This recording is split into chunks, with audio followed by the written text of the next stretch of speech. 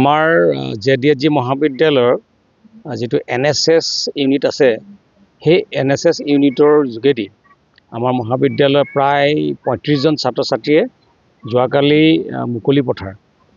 মৌমাকি গাঁও পঞ্চায়তৰ অন্তৰ্গত মুকলি পথাৰত ভূঁই ৰোৱা কাৰ্যসূচীত অংশগ্ৰহণ কৰে আৰু মোৰ নিজৰে ভাল লাগিছে যে আমি যেহেতু আমাৰ ৰাজ্যখন কৃষি প্ৰধান ৰাজ্য আৰু আমাৰ ছাত্ৰ ছাত্ৰীসকলৰ পৰিয়াল প্ৰায়বিলাক পৰিয়ালৰ মূল জীৱিকা হেৰিটো হৈছে কৃষি গতিকে কিন্তু আজিৰ প্ৰজন্মই এই পথাৰ কি ভূঁই ৰোৱা কি খেতি কি এইটোৰ প্ৰতি বৰ মানে সজাগ নহয় সচেতন নহয় বৰ উদাসীন গতিকে আমি ভাবিলোঁ মহাবিদ্যালয়ৰ যি NSS ইউনিট আছে যে ছাত্ৰ ছাত্ৰীক আমি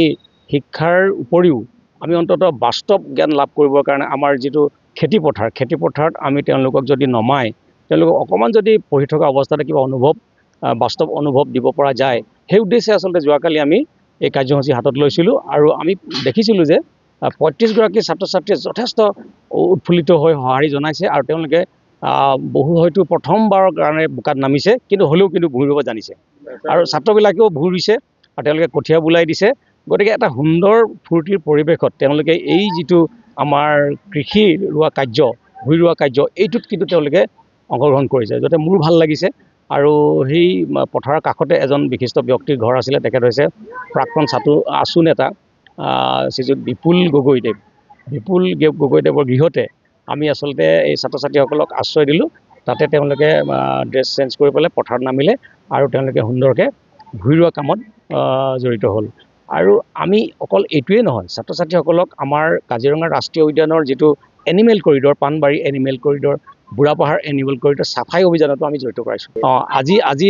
আমি এটা বিশেষ কাৰ্যসূচী ইয়াত হাতত লৈছোঁ যে আজি আমি NSSৰ অধীনত যিটো 5th ছেমিষ্টাৰ ডিগ্ৰী ছাত্ৰ ছাত্ৰীৰ বাবে ইণ্টাৰ্ণশ্বিপ কোৰ্চ প্ৰথমবাৰৰ বাবে এইটো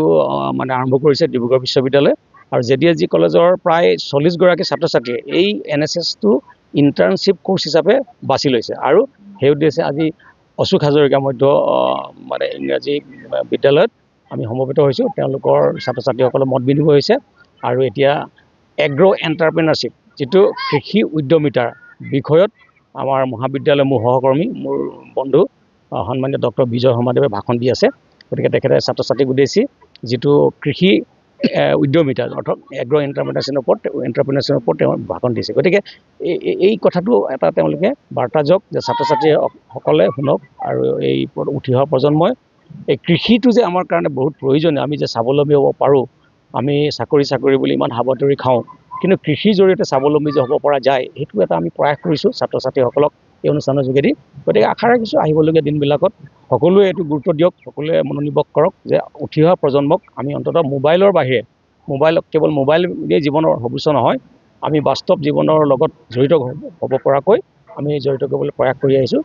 তাৰে অংশ হিচাপে আজি আমি এই কাৰ্যসূচীবিলাক হাতত লৈছোঁ